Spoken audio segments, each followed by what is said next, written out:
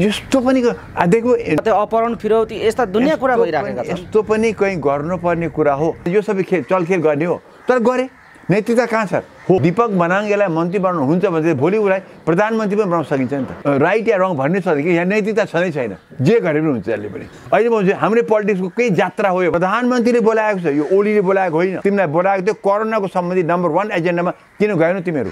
यही हो कुरा।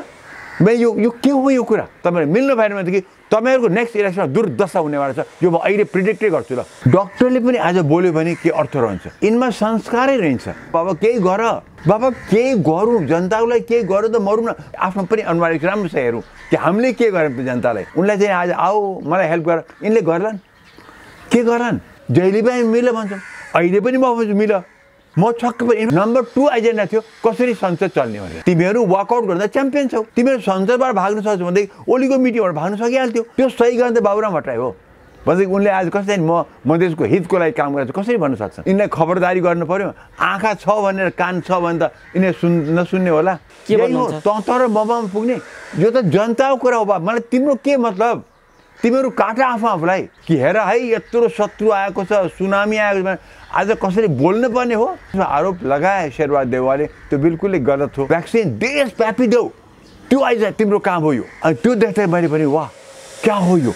प्रतिपक्षी दलको नेताले खालि राजनीतिको मुद्दा मात्रै बोल्दैनन्। यसो नागरिक समाज भन्न त हाम्रो अधिकारै रहन्छ। ओलीले राम्रो गरेको राम्रो भन्ने, खराब गरेको खराब भन्ने। ममता ठाकुरलाई पदको लोभ रहन्छ। जनताको लागि एक शब्द कोही कुनै मञ्चबाट बोलेका छैन भने मलाई नढाल तिमीहरू भनेर बोलाएको होइन त्यो त। डाक्टर साहब स्वागत छ यहाँलाई। धन्यवाद छ, थ्याङ्क यू।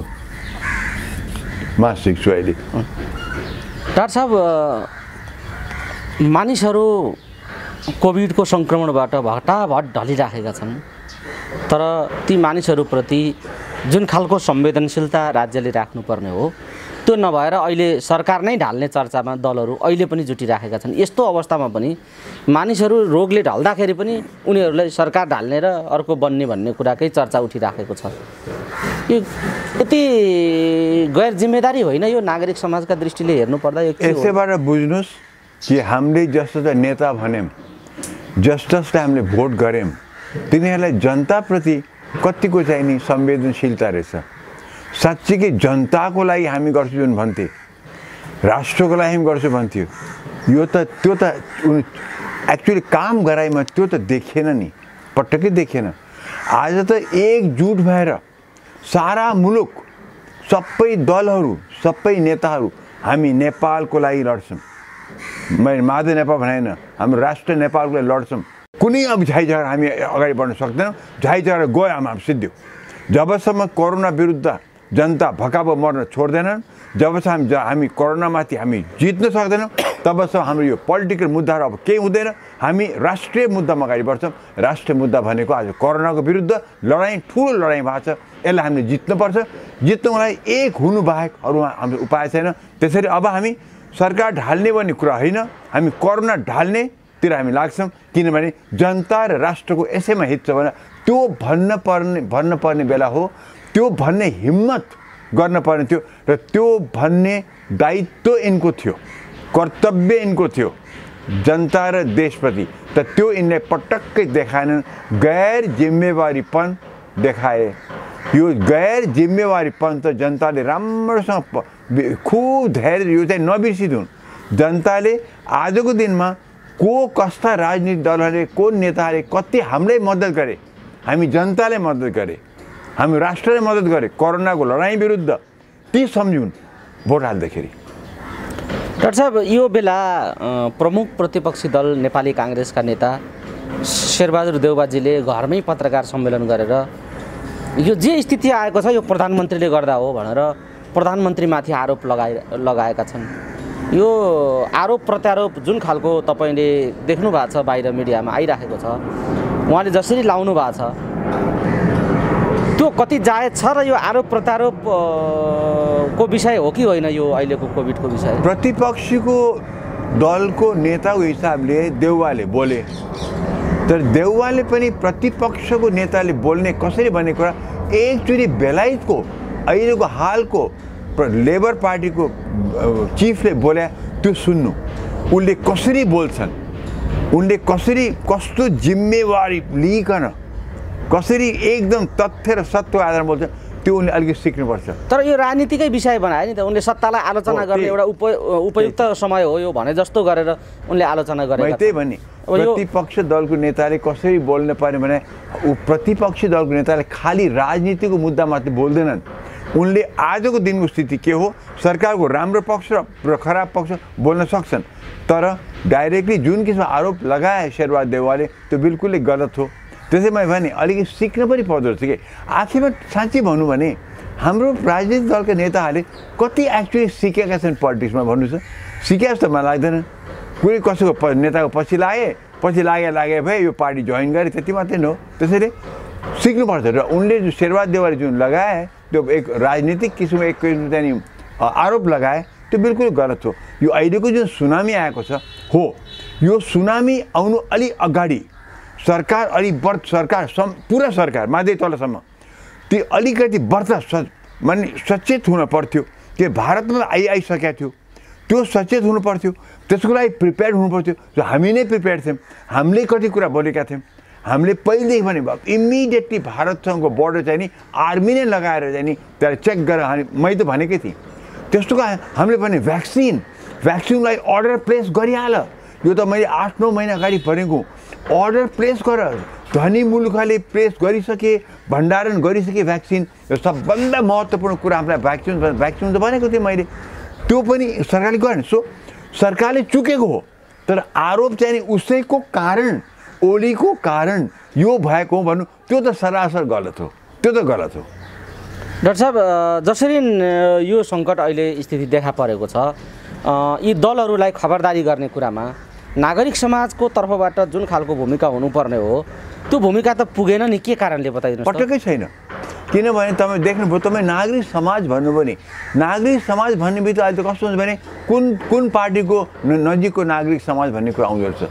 किन यसपालि त मलाई पनि प्रश्न भयो, माइतीगढको मण्डलामा जो यसपालि जुन सुप्रिम कोर्टको चाहिँ आदेशको विरुद्धमा अब त आउने विरुद्ध होला कि भन्ने डरले जुन किसिममा र माइतीगढको मण्डलमा जुन तपाईँ जसरी जो व्यक्ति जो अनुहार देख्नुभयो नि त्यो हेर्दाखेरि त यसो नागरिक समाज भन्न त हाम्रो अधिकारै रहन्छ। नागरिक समाज भन्न त विशुद्ध इन्डिपेन्डेन्ट निष्पक्ष सत्य तथ्यलाई आधार मानेर बोल्ने नागरिक समाज हुन्छ। त्यसले खालि जनताको र राष्ट्रको हित मात्रैको कुरा गर्छ। उसले आज मेरो मित्र ओली छ भने ओलीको मात्रै बराबर गर्दैन, आज मेरो शत्रु ओली छ भने शत्रुको मात्रै ओलीको शत्रुतामा मात्रै कुरा गर्दैन। उसले ओलीले राम्रो गरेछ राम्रो भन्ने, खराब गरेछ खराब भन्ने, देउवाले राम्रो गरेछ राम्रो भन्ने, खराब गरेछ खराब भन्ने, त्यो भन्ने हिम्मत गर्न सक्नुपर्छ। र नागरिक समाज भने कसैको चाहिँ झन्डा बोकेर हिँडेको व्यक्ति हुन सक्दैन, कसैको पार्टीको सदस्यता लिएको हुन सक्दैन। र नागरिक जो पनि समाज बन्न सक्छ, 3-4 जना मिलु नागरिक समाज बनिन्छ।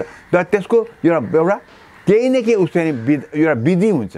त्यो विधि भनेको निष्पक्ष सत्य तथ्यको आधारमा आफ्नो चाहिँ राय प्रकट गर्ने, जनतालाई सुसूचित गर्ने, जनताको खबरदारी गर्ने, जनताको भुक्ने कुकुर भएर बस्ने र राष्ट्र र जनता भन्दा बाहेक अरू कसैको चाहिँ नि वकालत नगर्ने, त्यो भयो नागरिक समाज। त्यो अहिले देख्नु भएको छ। त्यसैले तपाईँले अहिले नागरिक समाजको भूमिका भन्न सोध्नु नि, नागरिक समाजको भूमिका भन्ने त्यहाँ कस्तो देखिन हो। इन्डिभिजुअल व्यक्तिहरूले बोल्नु पर्ने हो। त्यो इन्डिभिजुअल व्यक्तिहरूले पनि आफ्नो पार्टीगत हिसाबले बोलिराखे म देख्दैछु। त्यसैले यो चाहिँ नि नागरिक समाजले बोलेछ भन्ने चाहिँ मिल्दैन। तर डाक्टर साहब, यो जुन खालको नागरिक समाजले अहिले भूमिका खेल्नुपर्ने, दलहरूलाई खबरदारी गर्नुपर्ने दायित्व थियो, हिजो ओली निरङ्कुश भए अदालतले संसद पुनर्स्थापित गरेन भने न्यायाधीशलाई सडकमा घिसार्छौँ भन्ने दमननाथ ढुङ्गानाहरू, कृष्ण पहाडीहरू, नारायण वाग्लेहरू जो बालुवाटारमा ढुङ्गा हान्दै जानुभयो, सडकमा विभिन्न किसिमका कुराहरू उहाँहरूले सार्वजनिक रूपमा बोल्नुभयो। आज उहाँहरूको भूमिका मुलुकले खोजिराख्दाखेरि उहाँहरू कहाँ हुनुहुन्छ भन्ने प्रश्न उठेको छ। एउटा नागरिक समाजको अगुवा भनेर तपाईँलाई पनि मानिसहरूले चिन्छन्, नेपाल राष्ट्रले चिन्छ, जनताले चिन्छन्। यसबेला यो प्रश्न तपाईँमाथि पनि त हो नि, तपाईँ कसरी यसको जवाब दिनुहुन्छ बताइदिनु। यसो नि अहिले तपाईँले जोको नाम दिनुभयो नागरिक समाज, उनीमा त कसै केही अपेक्षा गरेकै छैन नि त। उनीहरू चाहिँ त उनीहरूले बोलेको कुनै फाइदै छैन। अहिले या त डक्टर भएर बोल्नु पऱ्यो, स्वास्थ्य कर्मी भएर बोल्नु पऱ्यो, या नेता भएर बोल्नु पऱ्यो। नेताले पनि आफ्नो क्याडरलाई आफ्नो चाहिँ नि जो समर्थक छ उनलाई चाहिँ इन्फ्लुएन्स गर्न सक्छ र ठुलो नेताले बोल्दाखेरि जनताले पुरा राष्ट्रले सुन्छ। डक्टरले पनि आज बोल्यो भने के अर्थ रहन्छ, स्वास्थ्य कर्मीहरू जुनसुकै हो, नर्स होस्, हेल्थ वर्कर होस्, जसै बोल्यो केही अर्थ रहन्छ।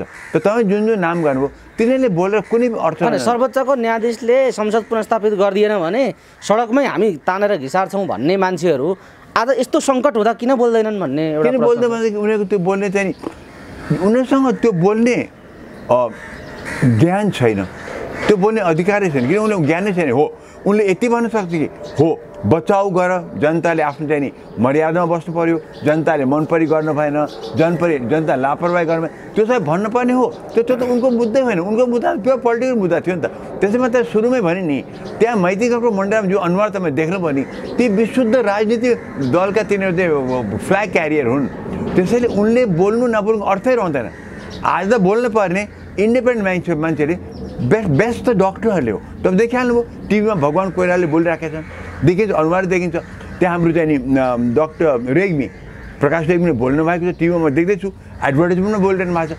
सो यस्ता यस्ता व्यक्तिले बोल्नु डक्टर पुन त अब यसमा परेकै छन्, उनले बोलिरहेका छन्। सो यस्ता यस्ता व्यक्तिले बोलेकोमा धेरै महत्त्व हुन्छ, न कि अहिले तपाईँ जुन नाम गर्नुभयो तिनले बोल्दा के अर्थै आउँदैन। अहिले हो इन्फ्लुएन्स अलिअलि होला तर जनताले राजनीतिक नेताहरूलाई पार्टीहरूलाई खबरदारी त हुन्थ्यो होला। के खबरदारी हुन्थ्यो?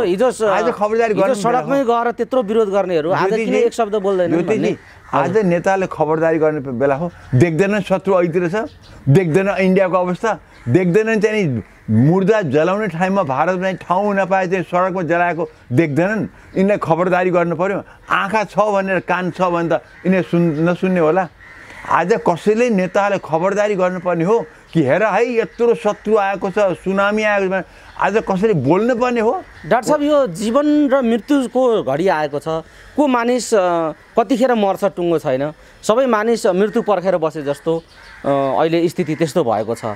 अब यो मैले अभिव्यक्ति गर्दा मानिसहरू त्रास फैलिन्छ भन्ने कुरा भन्दा पनि देखिएकै सत्य हो क्या। अहिले मानिसहरूले यो चिन्ता र तनाव बिहोरिराखेका छन् घर घरमा बसेर, तर नेताहरूलाई चाहिँ यो कुनै कुराको चिन्ता भएको देखिँदैन क्या। देखिँदैन छ भने पनि जनताले महसुस गर्न पाइएन, नेताहरूलाई चिन्ता छ है भन्ने देखिएन, व्यवहार त देखिएन। यो कस्तो खालको अमानवीय संस्कार विकास भएको हो? यो राजनीति कतातिर जाँदैछ डाक्टर साहब? यो कतातिर जाँदैछ? यिनमा संस्कारै रहन्छ। राजनीति भने के कुरा? राजनीति राज्य गर्ने सर्वोच्च राजनीति हो। त्यसको लागि सर्वोपरि हुन्छ जनताको हित, राष्ट्रको कल्याण। यी दुईटा कुरा मात्रै हो। चाहे तपाईँ पौराणिक कालको कुरा गर्नुहोस्, चाहे वैदिक कालको कुरा गर्नुहोस्, चाहे आज गर्नुहोस्, यसको लागि त्यस्तै नैतिकवान चरित्रवान व्यक्तिहरू चाहिनेछ। तर आजको दिनमा नेपालमा त्यस्तो कोही व्यक्ति छैन। त्यसै यिनलाई नेता भन्नु पनि अहिले मलाई त चाहिँ नि एक प्रकारमा म लाज मान्छु, म लज्जित हुन्छु। किनभने देखिहाल्नु यत्रो महामारी छ, एकजुट भएर कोरोनासँग लड्नुपर्ने टाइममा चाहिँ नि आज सरकार यो सरकार ढाल्ने, प्रदेशको यो सरकार ढाल्ने, उता फ्लोर क्रस गर्ने, उसलाई उता ढाल्ने, यही हो काम, यही हो। कतै राजीनामा दिने, कतै गणितीय खेल सुरु हुने, कतै किनबेच सुरु हुने, कतै अपहरण फिरौती, यस्ता दुनियाँ कुरा भइरहेका छन्। यस्तो पनि कहीँ गर्नुपर्ने कुरा हो।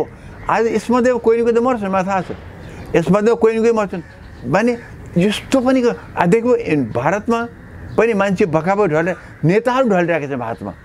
र हाम्रो यहाँ त कमसेकम मरेका छैन अहिलेसम्म। बाबा केही गर, आखिर मर्नु त हामी सबैले मर्नु छ। यो कोरोनाबाट हामी नमर्नु त्यो भिन्दै कुरा, मर्नु त हामी सबैले छ। बाबा केही गरौँ, जनताको लागि केही गरौँ त मरौँ न। 10 वर्षपछि मर्नु छ भने केही त गरौँ। आज जनताको लागि लडौँ न। आज त हाम्रो मुख्य कुरा जनतालाई पहिले चाहिँ खबरदारी गर्ने, लापरवाही नगर, मनपरी नगर, तर साथसाथमा सरकारलाई भन्ने तिमी चाहिने जति सरकारले गर्ने काम गर। मुख्य कुरा भ्याक्सिन ल्याऊ, र भ्याक्सिन चाहिने आज सकेसम्म बच्चालाई सम्म पुग्ने, कमसेकम 18 कि अब 14 वर्षलाई सम्मलाई पुग्ने गरिकन भ्याक्सिन देशव्यापी देऊ।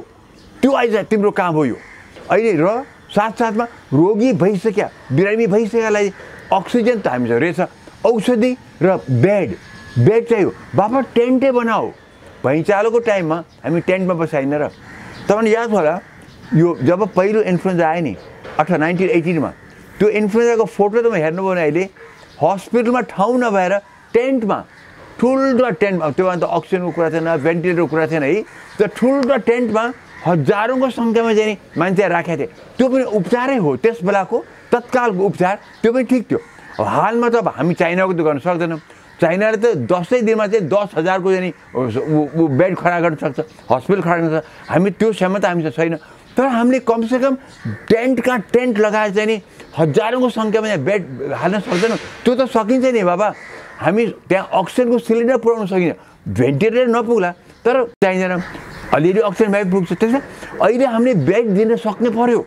हामीले सरकारले भनिसक्यो अस्पतालमा बेड छैन माने, तर बाहिर बेड क्रिएट गर्नु पर्यो, त्यो काम छ अहिले हाम्रो। तर दिन नसक्ने भनेर स्वास्थ्य मन्त्रालयले त बताइसक्यो नि, हामी बेड दिन सक्दैनौँ है यसो भनेर आत्मसमर्पण गरे जस्तो हात उठाइसक्यो सरकारले। त्यो भन्न नहुने थियो, हामी बेड दिन सक्दैनौँ भने हस्पिटलमा बेड अब छैन भने छैन, प्राइभेटमा पनि छैन, पब्लिकमा टन्न भरियो, छैन पनि नभन्नु, सबैतिर बेड टन्नै भरियो। तर हामी बेडको व्यवस्था गर्दैछौँ, हाम्रो क्षमता अनुसारको बेडको व्यवस्था गर्दैछौँ भने त्यो भन्न पर्थ्यो। अब हामी बेड दिन सक्दैन भन्ने कुरा त्यो चाहिँ त ज्यादै चाहिँ नि लापरवाही कुरा हो, त्यसो भन्न हुँदैन। कुनै पनि सरकारले त्यो भन्न मिल्दैन। तिमी चाहिँ नि सरकारको चाहिँ तिमी चाहिँ नि यो चलखेलमा चाहिँ लाग्ने, पोलिटिकल चलखेल लाग्नु हुने, तिमी मात्रै होइन नेताहरूलाई पनि भन्छु नि। अब अहिले आएर म देख्छु किनभने हिजो अहिले एकदम उफ्रेका छन्, कङ्ग्रेसको प्रवक्ता पनि बोलेका छन्, अरू पनि बोलेका छन्, सरकारले नचाहिने काम गर्यो। ठिक छ, सरकारले नचाहिने कुरा बोल्यो, त तिमीले के गर्यो त अहिलेसम्म 1 वर्षमा? तिमीहरूको पार्टीहरूले पनि के गर्यो त जनताको लागि? केही त गरेनौ नि। त्यसैले यो कसै अर्कोलाई मात्रै लान्छन लानु हुँदैन हो। सरकारले स्वास्थ्य मन्त्रालयले बोल्न नहुने कुरा बोलेको, त्यसरी बोल्नु हुँदैन। यथार्थ त्यो भए तापनि बेड अहिले सबैतिर भरिएको छ। अब हामी अन्य व्यवस्था गर्छौँ त्यो भन्न पर्थ्यो। भारतको पनि सिक्नु पर्थ्यो। भारतमा अहिले बेड छैन। भारत जस्तो ठाउँमा भयो हामीभन्दा धेरै गुणा चाहिँ नि माथिल्लो स्तरको उनको अर्थतन्त्र छ, उनका पनि बेड नभएर आए चाहिँ त्यो अवस्था भएको छ भने तब हाम्रो त पपुलेसन धेरै कम छ। हाम्रो सरकारले भैँचालोमा त्यत्रो काम गर्यो, अब पनि त्यस्तै गरेर हामीले काम गर्न सक्नुपर्छ, त्यो भन्नु पर्थ्यो सरकारले। बेड अब एकदम भरिएको छ, तपाईँहरू सक्दैनौँ घरमै बसेर गर्नुहोस्, तर जहाँ जहाँ तपाईँहरू अप्ठ्यारो परेको छ इमिडिएटली 1133 मा फोन गर्नुहोस्, नम्बर त्यही दिएको छ, 1133 मा फोन गर्नुहोस्, हामी तपाईँलाई सक्दो सेवा पुऱ्याउँछौँ। र हामीलाई बेड छैन भने चिन्ता नगर्नुहोस्, हामीले बेडको बन्दोबस्त गरेका छौँ, टेन्टमै भएर पनि हामी बन्दोबस्त गर्छौँ भने त्यो आश्वासन जनताले दिन सक्नु पर्थ्यो। त्यो भावी जनताको मनोबल बढ्थ्यो। अब बेडै दिन सक्दैनौँ, अब हामी गर्ने भनिदिने बित्तिकै जनताको स्तर कहाँ पुग्यो? अनि सरकारले एज अ गभर्मेन्ट दायित्व कर्तव्य बोकेको सरकारले त्यस्तो भनेर जनतालाई त्रसित बनाउनु चाहिँ हुँदैन थियो। त्यतिसम्ममा चाहिँ नि यो विपक्षीले भनेको कुरा ठिक हो, तर विपक्षीले पनि के गरे त 1 वर्ष यता केही पनि गरेन नि। त्यो पनि उनलाई पनि हामी चाहिँ लान्छ लाउन सक्छौँ। तिमीले के गर्यो त? तिम्रो पार्टीले के गर्यो? तिमीहरू एक भएर चाहिँ लड्न पर्ने ठाउँमा चाहिँ आज खालि नचाहिँ खालि सरकार ढाल्ने कुरा गरिरहेको छौ, तिमीहरूको के छ कुरा? त्यो हामी भन्न सक्छौँ नि। त्यसैले दोष लाउन सकिन्छ, यो लाउने ठाउँ पनि छ, यो लाउने ठाउँ पनि पारिदिए स्वास्थ्य मन्त्रालयले, तर त्यसो गर्दा आफ्नो पनि अनुहार हेरौँ, एक्चुअली आफ्नो पनि अनुहार राम्रोसँग हेरौँ कि हामीले के गर्यौँ जनतालाई। लान्छन् मात्र लाउने होइन, मैले सकारात्मक कुरा के गरेँ भन्दाखेरि केही पनि गरिनँ मैले, त्यो पनि बुझ्नुपर्छ। डाक्टर साहब, यो त्यतातिर समीक्षा गर्ने ठाउँमा दलहरू अहिले पुगेका छैनन्, सायद आफैलाई नपरि नचेत्ने हाम्रो समाज एक खालको त्यो पनि हो। सायद अब उहाँहरूलाई पनि पर्ला, चेत्नु होला, या चेतनाको बिर्को खुल्ला अझै देख्नु होला, कुन त्यो प्रार्थना गरौँ कि उहाँहरूको एउटा विवेक फर्कियोस्। तर अहिलेसम्म अहिले हामी कुराकानी गर्दै गर्दासम्म विवेक फर्केको देखिँदैन, किनभने यो ओलीमाथि अविश्वास प्रस्ताव ल्याउनलाई गणितको हिसाब गरेर कसका सांसद कति भनेर मधेसवादी दलमा अहिले आफ्ना सांसदको हस्ताक्षर चलिराखेको छ। यो मधेसवादीभित्र जनता समाजवादी पार्टीभित्र महन्त ठाकुर ओलीलाई अहिले सरकार ढाल्ने स्थिति कुराकानी होइन, अहिले सघाएर जानुपर्छ र आफ्ना राजनीतिक एजेन्डाहरूलाई एडजस्ट गर्दै जानुपर्छ। अहिले मुख्य कुरा चाहिँ फसेका अप्ठ्यारोमा परेका नेता कार्यकर्ताहरूलाई सहज राजनीतिक जीवनमा फर्काउने कुरा महत्त्वपूर्ण हो र मेरो एजेन्डा चाहिँ ओलीजीसँग त्यो छ भनेर महन्तजीले ओलीजीलाई समर्थन गरिराखेको स्थिति देखिन्छ। तर उपेन्द्र र बाबुरामहरू अहिले ओली ढाल्ने भरे ओली ढाल्ने भनेर चाहिँ आफ्ना संसद गन्दै बसिराख्नु भएको छ। त यो स्थिति मधेसवादी दलमा किन आइराखेको छ र मधेसवादीको यो विभाजनको सङ्घारमा पुगेको मधेसवादीका पछाडि केले काम गरेको हो, यो के को असर हो यो राजनीतिमा देखाइदिनुहोस् त मधेसवादी? सायद यसमा के देखिन्छ भनेदेखि भित्री भित्री तौरमा हेर्ने हो भनेदेखि महन्त ठाकुरलाई पदको त्यति लोभ रहन्छ, महन्त ठाकुरलाई पदको लोभ रहन्छ, चाहे त्यो प्रधानमन्त्रीको पद होस्। त्यो यतापट्टिको नेताहरू चाहिँ सायद त्यो पदको चाहिँ नि चाखिसकेका हुनाले यिनीहरूले चाखिसकेका छन्। बाबुरामले त प्रधानमन्त्री भइसकेका छन् र उपेन्द्र यादव पनि उप प्रधानमन्त्री भइसकेका छन्। यिनले त्यो चाखिसकेका हुनाले हुन त उपेन्द्र यादव म धेरै भन्दै कि उनी चाहिँ ठुलो नेता हुन्, उनी चाहिँ नि मधेसको त्यत्रो मधेस आन्दोलन लिड गरेका हुन्, तर त्यही पनि लोभ त हुँदो रहेछ सबैलाई। र उप प्रधानमन्त्री भइसकेपछि लोभ त हुन्छ। बाबुराम भट्टराई अवश्य पनि उनको अत्यन्त लोभ हो। त्यसैले लोभ म यहाँ देख्छु, प्रायः गरेर लोभ देख्छु। तर महन्त ठाकुरको स्ट्यान्ड बिल्कुल ठिक हो कि जानी हाम्रो उद्देश्य के हामी मधेसको नेपाली हौँ, मधेसी नभनौँ, मधेसको नेपाली हौँ। हाम्रा नेपालीहरू, मधेसका नेपालीहरू कतिपय गलत मुद्दा आरोप लगाए चाहिँ उनलाई सुनिएको छ, तिनलाई पहिले झिकौँ, तिनको मुद्दा निकालौँ। त्यसको लागि सरकारसँग सहमति गर्नु राम्रो हुन्छ हामीलाई। न कि सरकार चाहिँ नि एकदम माने कि सुइरो हानिकन चाहिँ नि सरकारले गर्दैन। हामी मिठो मुखले राम्रोसँग कुरा गरौँ भनेर महन्त ठाकुर त्यता लाग्नु मलाई एकदमै यो सकारात्मक कुरा हो, पोजिटिभ कुरा हो र नतिजा देखि पनि सक्यो।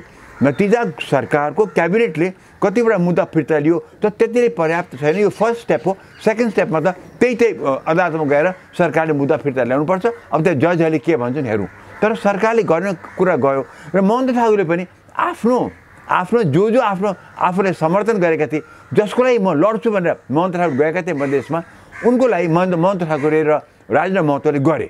यो पनि एकदमै सकारात्मक कुरा हो। पोलिटिक्स भनेको यही हो। जुन बेला पनि खालि दण्ड मात्रै दिएर हुँदैन, सकारात्मक हुनुपर्छ। र देख्छु म कि जाने ओली हाल्दाखेरि त्यो मधेसको मुद्दाहरू त फर्किँदैन थियो। त्यसैले महन्त ठाकुरको स्ट्यान्ड यहाँ करेक्ट छ।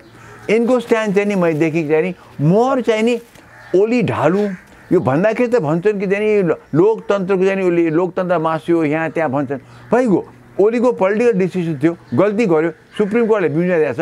अब ठिक छ, संसद चलेको छ। तर अहिलेको दिनमा चाहिँ के यो चलखेल गर्ने बेला हो? मुख्य कुरा त्यो आउँछ। आजको दिनमा के यही चलखेल गर्ने बेला हो जबकि कोरोना ढोकामा आइसक्यो। कोरोना त हाम्रो चाहिँ ढोकामा आफ्नो बेडरुममा आइसकेको छ। त्यो कोरोनालाई चाहिँ लड्ने कि आज चलखेल गरेर मलाई भन्नुहोस् त। अब यो चाहिँ नि त्यो अर्थमा चाहिँ यिनको कम्प्लिटली गलत छ, कम्प्लिट। हेर्नुहोस्, महन्त ठाकुर अर्को कुरा बताउँ, उनले आफ्नो व्यक्तिहरूलाई जेलबाट निकाल्नु खोजे। राम्रो, किनभने जेलमा त कोरोना झन् फैलिन्छ नि त, त्यो त नजिकै छ। त्यहाँ त जति हामी बाहिर आफ्नो सतर्क हुन्छ, जेलमा त सतर्कता गर्न गाह्रो हुन्छ। त्यहाँ त क्राउडेड छ। उनीहरूले त्यो पनि राम्रो काम गरे नि। एक प्रकारले भन्यो भने आफ्नो समर्थकहरूलाई जो आफ्नो पार्टीका छन्, जो जेल पार्छ, तिनलाई निकाल्नु त झन् राम्रो कुरा हो। सरकारले त सबै जेलको सबैलाई पनि राम्रो काम त गर्नु पर्यो, उनलाई पनि बचाउ त गर्नु पर्थ्यो। तर यिनले कमसे आफ्नोलाई त गर्न खोजे नि, त्यो पनि सकारात्मक हो। तर बाबुरामको चाहिँ नि यो बाबुराम नभनौँ, उनी त आखिर मधेसका पनि होइनन्, तर उपेन्द्र यादव मधेसवादीमै छन् नि त, जनता समाजवादीमै गयो। उनलाई पार्टीमा भने पनि उनलाई मधेसको हितको लागि बनेको चाहिँ नि पार्टीमा उनको त्यहाँ त्यति स्पेस चाहिँ म देख्दिनँ के। त्यो जेसुकै भए पनि उपेन्द्र यादवको पार्टी चाहिँ मधेसको आन्दोलन लडेको, मधेसको लागि, मधेसको नेपाली र मधेसको हितको लागि लडेको पार्टी हो। बाबुराम त प्रधानमन्त्री भइसकेका हुन्। उनले त्यो बेलामा साँच्चीकै मधेसको लागि उनी पनि त्यत्तिकै चाहिँ नि समर्थक थिए भन्दा त्यो बेलामा पनि उनले धेरै काम गर्न सक्थे। आखिर मधेसी आन्दोलनको पनि त्यहाँ शर्तहरू थिए नि, त्यो त केही पनि भएन नि। त्यसैले ओभरअल भन्दाखेरि चाहिँ नि आखिर संविधान लेख्ने बेलामा त अल्टिमेट सही त बाबुरामको थियो नि। त्यहाँ त आखिर त्यही संविधान भएन, हुँदैन भने चाहिँ नि तराईमा चाहिँ नि ब्ल्याकआउट भयो होइन र, तराईमा त्यत्रो आन्दोलन भयो होइन र, त्यही यो संविधान हामी मान्दैन भनेर त्यो त सही गर्ने त बाबुराम भट्टराई हो नि त। त्यसै बाबुराम भट्टराई तराईको समर्थन गर्ने म कसरी मानौँ जब कि उनले त्यो बेला सही गर्न मिल्दैन मलाई, किनभने यसमा चाहिँ नि दलितको हित छैन, जनजातिको हित छैन, मधेसको हित छैन भनेर कि उनले त्यो एब्सटेन्ट गर्नु पर्थ्यो। त्यो कुरा म मान्छु, म वाह भन्थेँ। त्यहाँ सही गर्ने, त्यहाँ त मधेसीहरू भन्दैछन् यो संविधानमा हाम्रो हित छैन भन्दैछ भनेदेखि त्यो सही गर्ने त बाबुराम भट्टराई हो भनेदेखि उनले आज कसरी म मधेसको हितको लागि काम गरेर कसरी भन्न सक्छन्? त्यसैले उनी त्यो पार्टीमा हुँदैमा त्यो उनले मधेसको हितको लागि त्यहाँ गा भन्न मिल्दैन। उनी आफ्नो माओवादी छोडेर न्याय शक्ति पार्टी खोलेर त्यहाँ विफल भएर अन्त घुम्दै गएर त्यहाँ चाहिँ पुगेका हुन्। बाबुरामले चाहिँ त्यो हिसाबले हेर्न सकिन्छ। त्यसैले उपेन्द्र यादवले उनीसँग मिले ठिकै हो मलाई आफै, तर उपेन्द्र यादव भने मतलब उनके मधेसका ठुलो नेता हुन्। तर अहिले आए चाहिँ नि आजको दिनमा चाहिँ महन्त ठाकुर र महतोजीको चाहिँ नि स्ट्यान्ड इज मोर करेक्ट यिनीहरूको स्ट्यान्डभन्दा र खास गरिकन कोरोनाको टाइममा चाहिँ नि यिनको टाइम 100% करेक्ट छ उनको स्ट्यान्ड धेरै गलत छ। डाक्टर साहब यसरी हेर्दै गर्दाखेरि अहिले सरकारले पनि केही अस्वाभाविक निर्णयहरू गरेको हो कि भन्ने देखिन्छ। जस्तो प्रदेश सरकारमा दीपक मनाङ्गेलाई मन्त्री बनाए, अब खेलकुद मन्त्री बनाइसकेपछि समग्र प्रहरी फोर्सको स्वाभिमानमाथि प्रश्न आयो, एउटा चाहिँ नैतिकतामाथि प्रश्न आयो भन्ने खालको पनि चर्चा गरिराखेका छन् मान्छेहरू। भने अर्कातर्फ लुम्बिनी प्रदेशमा शङ्कर पोखरेलजीले पनि राजीनामा गर्नुभएको छ। सायद अर्को सरकार बन्ने उहाँकै अनुकूलतामा बन्ला या के होला त्यो अर्कै विषय होला। तैपनि यही बेला यस्ता खालका केही घटनाक्रमहरू पनि घटेका छन् आज वर्तमान अवस्थामा। के भन्नुहुन्छ, मनाङ्गे मन्त्री हुनु स्वाभाविक हो अस्वाभाविक हो, के भन्नुहुन्छ? आज प्रदेशहरूमा देखिएको जुन समस्या छ यसबारे के भन्नुहुन्छ? तपाईँले जुन मनाङ्गेलाई ल्याउँदाखेरि यो नैतिकता हो भनेर सोध्नुभयो नि, मलाई बताउनुहोस् त आज हाम्रो मुलुकमा समस्त मुलुकमा चाहिँ नि नैतिकता पोलिटिक्समा कहाँ देख्नु भएको छ कतै? सो यो त कुनै अचम्म कुरै छैन नि। आफूलाई स्वार्थ अनुसार गरेका छन्, जसले जे गर्यो स्वार्थहरू अनुसार गरेछन्। न त्यो कसरी भयो त? त्यो किन भयो त? त्यो कतै पनि कानुनले दिएको छैन भने, संविधानले दिएको छैन भने त त्यो गर्न मिल्दैन थियो। दिए त हाम्रो यो सिस्टमकै कानुन र संविधान दिएर छ। जस्तो ओलीले संसद विघटन गर्दाखेरि त आखिरमा के देख्यो? संविधानले नदिया, कानुनले पनि नदिया, सुप्रिम कोर्टले उल्टाइदियो, होइन र? त्यसै गरेर मनाङ्गेले ल्याउँछन् कसले भन्दै मन्त्री पदमा कानुन र संविधानले दिएको हुनुपर्छ नि। नदिए भए त कोही न कोही त सुप्रिम कोर्टमा गएर उल्टाउन सकिहाल्छ नि। त्यसैले तपाईँले नैतिकताको जोड्नुभयो, त्यो जोड्नै मिल्दैन। नैतिकता यहाँ कतै छँदै छैन। नत्र आज कोरोनाको यत्रो युद्ध, जनता मरेका छन्, जनता त्रसित छन्, जनताले भ्याक्सिन पाएका छैनन्। त्यो अवस्थामा चाहिँ आज यो सबै चलखेल गर्ने हो। तर गरे, नैतिकता कहाँ छ? हो, आफ्नो स्वार्थ अनुसार गरे।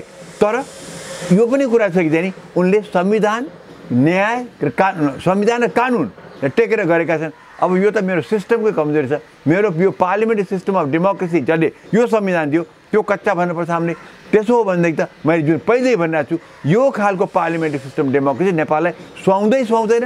यसैमा टेकेर हामी अगाडि बढ्दै गयौँ भनेदेखि हाम्रो अर्को 70 वर्ष यसै कुरा बिचमा भनेकै छु, त्यो पनि प्रश्न भइरहेको छ भनेदेखि संविधान यस्तो कच्चा रहेछ हाम्रो देखिहाल्यो। र त्यस्तो अब दीपक मनाङ्गेलाई मन्त्री बनाउनु हुन्छ भने चाहिँ भोलि उसलाई प्रधानमन्त्री पनि बनाउन सकिन्छ नि त। भने अनि त्यो अहिले मान्न पर्दो रहेछ नि त। यो संविधानलाई टेक्नु हो भने त मान्न पर्दो छ। त्यसैले सबैले भने संविधान कच्चा छ। मधेस त खास गरिकन बोल्यो, मधेस त यसलाई ब्ल्याकआउट नै गरेर एक्सेप्ट गरे हो, एउटा अनएक्सेप्ट गरेको।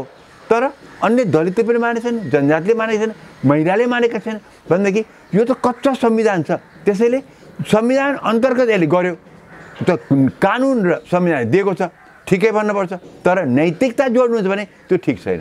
नैतिकता त जोड्नै, नैतिकताको उसमा त मैले यो राइट या रङ भन्ने छ कि यहाँ नैतिकता छँदै छैन, जे गरे पनि हुन्छ यसले पनि। भनेपछि यो संविधान, यो व्यवस्था र यी नेतृत्वहरूका आचरणहरूलाई हेर्दा यो जे भएको छ यो स्वाभाविक हो भन्ने? एब्सोल्युटली स्वाभाविक हो। अझै योभन्दा राम्रो धार्मिक किसिमकाबाट चाहिँ यहाँ खेलहरू भएका भए त म त भन्थेँ वाह गजब भन्थेँ।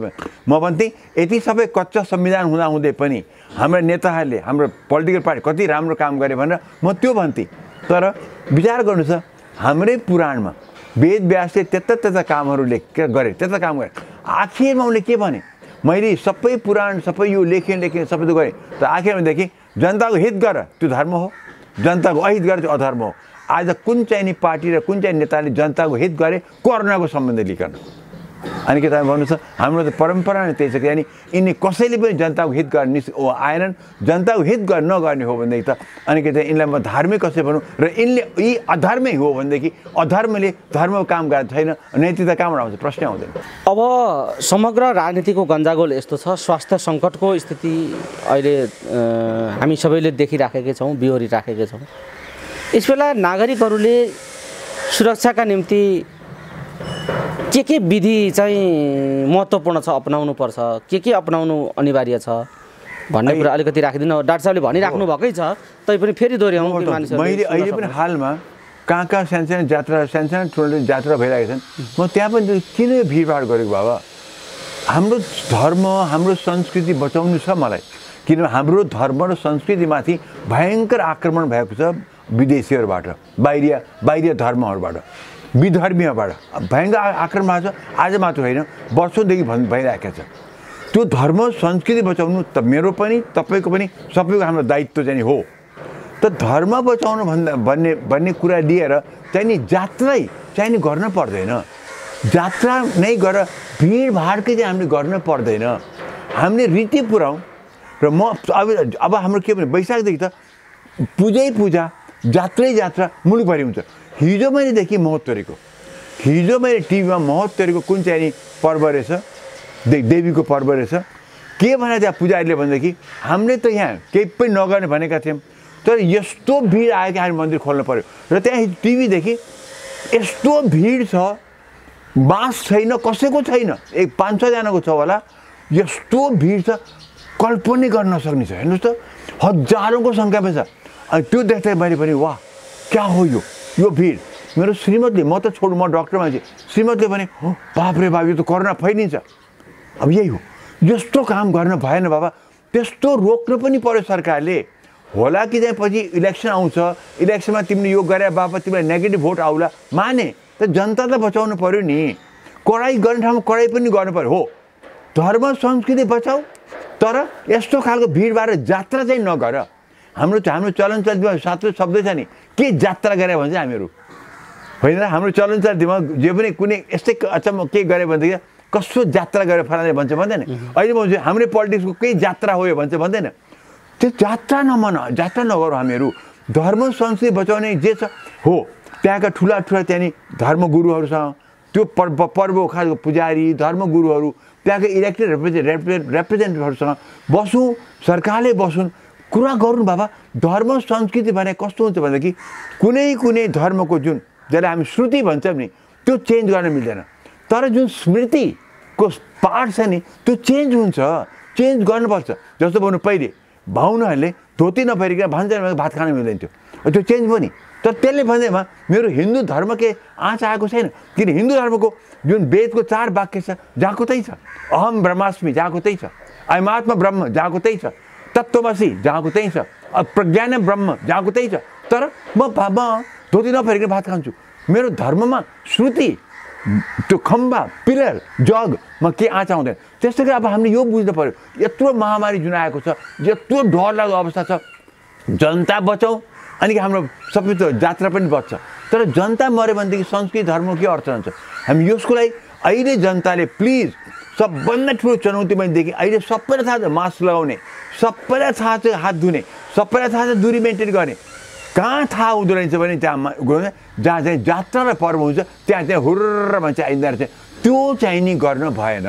डाक्टर साहब, यसो भन्दै गर्दा यो आज निषेधाज्ञाको तेस्रो दिन भइसकेको, यो निषेध आज्ञा भएको तेस्रो दिन, आज तेस्रो दिनसम्म आइपुग्दा यो निषेध आज्ञालाई कसरी समीक्षा गर्नुभएको छ, यो के देख्नु भएको छ? मैले के देखाएको छु भनेदेखि निषेध आज्ञामा चाहिँ अहिले देख्छु बिहानीसम्म त राम्रोसँग प्रहरीले पनि संयम भएर काम गरेको छ। तर यसमा पनि कहीँ चाहिँ प्रहरीहरूले पनि राम्रो निर्देश दिन्छ। आखिरमा चाहिँ माथिल्लो तहमा डिसाइड गर्छन्, तर कार्यान्वयन गर्ने त तल्लो प्रहरी हो। हेर्नुहोस्, आजको कुरा गरौँ, मेरो क्लिनिकमा बिरामी आयो, नर्मली डक्टर हामी अत्यावश्यक कुरामा हामी भनेको हामी पनि हुने, डक्टरको सेवा पनि हुने। म कहाँ आज बिरामी बिहान आएँ, प्रब्लम थिएन, पछि जो 9:30-10 बजी आउने बिरामी थियो एउटा, उसले आउनै दिएन प्रहरीले। उसले देखाएछ, प्रेसक्रिप्सन देखायो, सबै त देखायो, मलाई डक्टर जान्छु भन्दाखेरि उसले रोकिदियो। भने म त त्यस्तो कुरा हुनु हुँदैन। त्यो गर्ने बित्तिकै त्यो मान्छे मऱ्यो भने त जिम्मा कसको त? हामी कोरोनाबाट बच्नुको लागि चाहिँ नि म कहाँ त्यो उसले बिरामी आउनु नदिने, त्यो बिरामी मऱ्यो भनेदेखि जिम्मा कसको त फेरि? त्यसैले अलि प्रहरीलाई पनि बताउनु पऱ्यो, बाबा तिमीहरूको चाहिँ कुरा गर्दाखेरि हेर्दाखेरि विचार गरेर चाहिँ तिमीहरू छोड्ने या रोक्ने काम गर। अब हो कोही चाहिँ घुमफिर गर्न भइरहेको छ, घुमेको छ भने उसलाई रोक। त जो मान्छे भन्छ यी म डाक्टर जाँदैछु, म रोगी छु, मेरो प्रेसक्रिप्सन पनि देखाउँछु, त्यसलाई छोड्नुपर्छ। त्यस्तो काम मैले देख्छु त्यहाँ कमजोरी भइरहेको। जात्राको त निषेध आज्ञा भने मैले हिजो कुरा गरेको छु, तेस्रो दिन निषेध आज्ञा छ, हिजोको दिन कुरा महत्त्वको कुरा मात्रै गरेको छु टिभीमा त्यो देख्दाखेरि। अनि मैले भन्दाखेरि सरकारको कमजोरी त भयो नि, सरकारको कमजोरी भयो, त्यो गर्ने तरिका मिलेन के। त्यो सबै गर्दाखेरि फलान ठाउँमा जात्रा हुन्छ, फलान ठाउँमा यो जात्रा हुन्छ, अब मच्छरनाथको कुरा गरौँ। अब मच्छरनाथ जाँदा पोहोर के भएको याद छ तपाईँलाई? त्यत्रो झगडा भएको किन? अब मच्छरनाथ जात्रा कसरी गर्ने, मच्छरनाथको पर्व कसरी मनाउने, जात्रा गर्ने कि नगर्ने विचार गरौँ न। त्यसको लागि त यहाँ जो परम्पराका छन् गुरुहरू छन् तिनीसँग बस्ने, कम्युनिटी हाम्रो जुन खास Newar community Jyapu community main छ बस्ने, सरकार बस्ने र त्यहाँ चाहिँ नि कसरी सबैलाई चाहिँ नि पर्व पनि हुने, धर्म संस्कृति पनि बस्ने, जात्रा पनि नहुने, भिडभाड पनि नहुने कसरी गर्ने भनेर त्यो गर्नुपर्छ। मेरो त सल्लाह के छ भने मेरो विचारमा त मच्छरनाथ त्यहाँ राख्ने, पुरा विधिपूर्व राख्ने र जुन मच्छरनाथलाई हामी टोल टोलमा पुर्याउँथ्यौँ, हामी मच्छरनाथलाई टोल टोलमा त्यहाँ टोल टोलमा भोज पनि हुन्छ, टोल टोलमा चाहिँ पूजा पनि हुन्छ टोल टोलको। अब त्यो मच्छरनाथ त्यहाँ नपुर्याउने हो भने टोलबाट अहिले 25 जना हो कि 15 जना भनेको छ नि, त्यहाँ गुठियारहरू त्यहाँ जो उनीहरूले छान्छन् 15 या 25 जनासम्म उनीहरू आउन्, आफ्नो जहाँ त्यो मच्छरनाथ जुन टोलमा पुग्नुपर्ने थियो त्यो टोलका चाहिँ नि गुठियारहरू या जो मेन व्यक्तिहरू छन् 15-25 जना जति सरकार दिन्छ आउन्, पूजा गरौँ, शब्द गरौँ, त्यो वरिपरि बस्छ, भोज खाउँ, तर दूरी मेन्टेन हुन्छ। त्यसपछि त्यसपछि व्यवस्थित पनि हुन्छ, धर्म परम्परा पनि मानिन्छ, जात्रा पनि हुँदैन। मच्छरनाथ त्यहाँ जानु सट्टा उनी त्यहाँ आइदियो भने तपाईँ त्यो पनि हुन्छ। मेरो म एउटा बाहिरिया मान्छे हुँ, म त्यो कम्युनिटीको मान्छे पनि, तर मच्छरनाथ मेरो पनि मच्छरनाथ हो। मच्छेन्द्रनाथ भनेपछि त सारा हिन्दू धर्मको हो नि त, उनले माने। तर मेरो भनाइ यसरी बुद्धि पुऱ्याएर सबैले सोचेर लिडे बल नगरेर अलिकति संयम भएर कुन कुरा कुनै धर्मको कुन कुरा चाहिँ नि अनिवार्य त्यसलाई पालन गर्नुपर्छ, कतिपय कुरा चाहिँ नि यसपालि नगरेर अर्को पालि गरौँ न भन्न सकिन्छ। त्यसैले त्यो सबै विचार अगाडि बढौँ, नत्र हिजो महोत्तरीको दशा, अस्ति बिस्किट जात्राको दशा फेरि हामी के नदोहोरियोस्। कि त्यो दोहोरिने बित्तिकै त कोरोना त फैलिन्छ अनि त्यही जात्रेमा गएका मान्छेहरू र उनका सबै परिवार, समाज, राष्ट्र नै चाहिँ नि त्यो कोरोनामा फस्छ। त्यो गर्न के हाम्रो धर्म संस्कृति त्यो गर्न दिएको छ। सबभन्दा पहिला जनताको हित नै वसुधैव कुटुम्बकम पनि छ, तर जनहिताय छ भनेको छ, सबै जनको हित भनिएको छ। जनताको हित चाहिँ नि जे छ त्यसमै हामीले काम गर्नुपर्छ। डाक्टर साहब, अब सत्ताको आलोचना गर्नु त प्रतिपक्षको सबैको एउटा धर्मै जस्तो भइसकेको छ, आलोचना हुन्छ। तर यति हुँदाहुँदै पनि सरकारले अन्य प्रतिपक्षी दलहरूसँग, अन्य राजनीतिक दलहरू, नेताहरूसँग कतिको कोअर्डिनेसन गर्न खोजेका हुन् या स्वेच्छाचारी ढङ्गले अघि बढ्न खोजेका हुन् भन्ने प्रश्न पनि अहिले देखिएको छ। किनभने कतिको कोअर्डिनेसन गरिरहेको छ, सरकारको दायित्व हो त्यो, तर त्यो चाहिँ देखिन्छ कि देखिँदैन भन्ने सन्दर्भ पनि अहिले छलफल गर्नु आवश्यक देखिएको छ। ओलीजी कतिको सहकार्य गर्न खोजिराख्नु भएको छ या छैन, र ओलीजीलाई अरूले कतिको सघाइराखेको देख्नुहुन्छ, कस्तो देख्नुहुन्छ डाक्टर साहब? यो सरकारले सहकार्य गर्न खोजेको नखोजेको भन्ने विषयलाई पनि अलिकति डाक्टर साहबको दृष्टिमा कस्तो देखिन्छ? यसै म यसरी भन्छु, पहिलेको हुनुपर्ने के हो, सरकार पक्षको या विपक्षीहरूको सबै दलहरूको हुनुपर्ने के हो? म सुरुमै तपाईँलाई भनेको थिएँ, सबै आफ्नो मुद्दा थाँती राखेर, सबै मुद्दा कम्प्लिटली डाउन गरेर अहिले खालि कोरोनाको लागि हामी एकजुट भएर अगाडि बढौँ। प्रधानमन्त्रीज्यू भन्नुहोस् हामीले तपाईँलाई के मद्दत गर्न सक्नुहुन्छ? प्रधानमन्त्री आउनुहोस्, तपाईँले मलाई के हाम्रो देशलाई के मद्दत गर्न सक्छ? म सरकारमा छु, म तपाईँले भनेको सुझावमा म अगाडि बढ्न सक्छु। म सुझाव माने असाध्यै महत्त्वपूर्ण हुन्छ, तपाईँहरू आइदिनुहोस् भनेर ओलीले पनि आफ्नो घमण्ड कम्प्लिट काटेर, आफ्नो अहम काटेर आउनुहोस् तपाईँहरू, अब हामी मिलेर अगाडि बढौँ, कोरोनाको विरुद्ध चाहिँ हामी लडाइँ नगरौँ भन्न सक्नुपर्छ। यी दलहरूले पनि हामी आउँछौँ अथवा हामी पहिले नै ओलीले भन्नु अगाडि नै हामी तपाईँलाई के सहयोग गर्छौँ भने त्यो भन्न पर्ने अवस्था हो र चाहिँ जनताले त्यो हेर्न चाहेको थियो। तर यो भन्दै म के भन्छु भने ओलीले कुन नाकमुखले यिनलाई चाहिँ नि आऊ मलाई मद्दत गरेर भन्छन्, जब ती नेताहरूले 1 वर्ष यता एक शब्द कोरोनाको विरुद्धमा बोलेनन्, जनतालाई कतै पनि कोरोनाको लागि हेल्प गर्दाखेरि एक शब्द बोलेका छैनन्। उनलाई चाहिँ आज आऊ मलाई हेल्प गर, यिनले गर्लान् के गर्लान्? आजसम्म त गरेन। त्यता त भेलाहरू गरे, हुन त ओली पनि प्रतिकारको भेला गरे, त्यता भेला गरे जब कोरोना इन्डियामा त आइसकेको थियो। माधव नेपालको प्रचण्डको भेला देख्नुभयो, ओलीले प्रतिकार गरे, फेरि उनले अर्को भेला गरे। यस्ता गर्ने मान्छेले के तपाईँ साँच्चै भन्टाउनु भएको छ या जनताले भन्टाउनु चाहिँ यिनीहरूले आएर अब कोरोनाको विरुद्ध यिनीहरू चाहिँ नि आएर सरकारलाई सहयोग गरेर त भन्टाउनु भएको छ? तपाईँ चाहिँ र गर्ला साँच्चै के? मैले यिनले त अहिलेसम्म केही गरेको छैन। 1 वर्ष त भएको सरकारले छोडौँ, जनताको लागि के गरे? जनताको लागि एक शब्द कोही कुनै मञ्चबाट बोलेका छैन भने त्यत्रो भेला गरे यिनीहरूले। माधव नेपाल र प्रचण्डले भेला गरे, ओके माने, भेला गरे, त्यो मञ्चबाट त्यत्रो हजारौँको सङ्ख्या त्यहाँ थियो, एक शब्द बोले कोरोनाको विरुद्धमा। जनताले हेर्नुहोस्, तपाईँहरू प्लिज सचेत हुनुहोस्, हामीले यो फङ्सन गर्न हुँदैन थियो, तर बाध्य भएर हामीले गऱ्यौँ, तर यो हाम्रो अन्तिम भेला हो, गर्नुहोस्, दूरी मेन्टेन गर्नुहोस्, जात्राहरू मनाउने होस् गर्नुहोस् भने आफ्नो जे भन्ने छ नि हामीले जुन भन्छौँ त्यो सबै उनले त्यहाँबाट मञ्चबाट बोल्न सकेन। किन नबोले त? बोल्न पर्थ्यो कि पर्दैन थियो मलाई भन्नुहोस् त? त्यो बोलेनन् र भन्ने अब हामी तपाईँहरूले यसरी बोलाउँदैनौँ किनभनेदेखि यो हाम्रो प्रतिष्ठाको लागि हामी जनता मार्न सक्दैन भनेर जनताको लागि पनि के बोलाए हुन्थ्यो नि। त्यसो केही नगर्ने, बरु नेगेटिभ कोरोना आओस् तपाईँलाई खानलाई भने जस्तो गरेर त्यो भेला गरे नेताहरूबाट साँच्ची नै यो प्रतिपक्षी जुन तपाईँ जुन यो मेन प्रतिपक्ष अरू त नभनौँ है, के आशा गर्न सक्नुहुन्छ? या ओलीले पनि उनलाई आऊ मलाई मद्दत गर भन्दाखेरि ओलीले पनि आशा गर्लान्।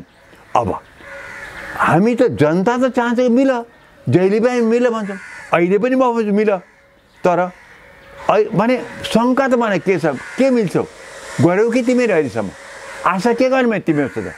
तर अहिले पनि म भन्छु आशा हामी नगरे तापनि अहिले पनि ओलीको पनि कर्तव्य हो, अहिले जतिसुकै विश्वास नगरे पनि कर्तव्य हो ओलीको चाहिँ नि।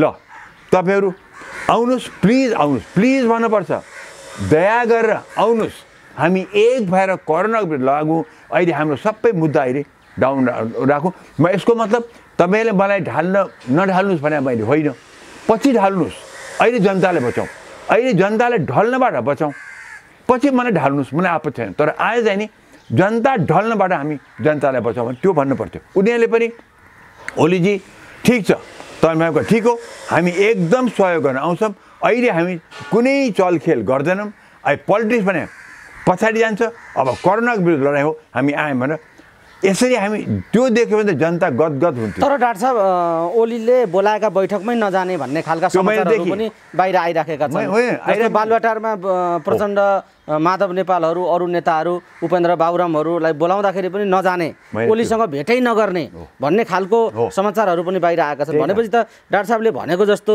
अपेक्षा त यहाँ पुरा हुन त देखिँदैन। यो कुरा त्यो बैठक मैले पनि देखाउँ टिभीमा, मैले त्यो एउटा प्रश्न पनि गरेँ, कुन चाहिँ टिभीमा भनिन्छ कि प्रधानमन्त्रीले बोलाउँदा भेट्दिनँ तपाईँ भन्ने खालको। प्रधानमन्त्री बोलाएको चाहिँ जनताको हितको लागि, जनता कसरी नढलुन् भनेर आएका छन्। उनी त खालि ओली कसरी ढालुन् भने चाहिँ नि मैले त्यो मिटिङ मैले देखेँ, म छक्क पनि। मैले सोधेँ लक्ष्मणलाल कर्ण र महन्त ठाकुर, प्रेम सुवाल मैले देखिदिएँ, उहाँहरू मात्रै पुग्नुभयो भन्ने चर्चा अहिले आइरहेको चर्चा मैले देखेँ मैले टिभीमा, मैले टिभीमा देखेँ, यसो मैले खोजेँ त्यहाँ, यसो हेरेँ, माधव नेपाल छैन, प्रचण्ड पनि छैन, उपेन्द्र यादव पनि छैन, बाबुराम पनि छैन। अनि मैले अर्को कुन चाहिँ टिभीमा लगत्तै मैले भनेको छु, क्या हो यो प्रधानमन्त्री बोलाउँछ राष्ट्र र जनताको लागि, उनले कुनै चाहिँ नि मलाई नढाल तिमीहरू भनेर त बोलाएको होइन त्यो त।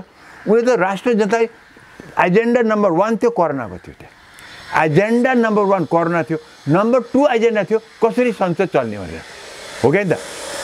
प्रतिपक्षी यही नेताहरू जो गएनन् तिनको के आरोप छ भने हामीलाई संसदलाई उसले चाहिँ नि दिएन, म्याटर दिएन, बिजनेस दिएन, विषय दिएन भन्ने थियो। तर ओलीको सेकेन्ड एजेन्डा थियो, तर फर्स्ट एजेन्डा थियो कोरोनाको। मैले यतिसम्म भनेको छु भइगयो, तिमीलाई ओलीका त्यहाँ तिमीलाई चाहिँ नि पार्लियामेन्टको कुरा गर्नु छैन, तर कोरोनाको लागि त्यहाँ बसेर तिमीले आफ्नो सुझाव दिएर आफ्नो समर्थन जनाएर अनि वर्कआउट गरेर भइहाल्थ्यो नि।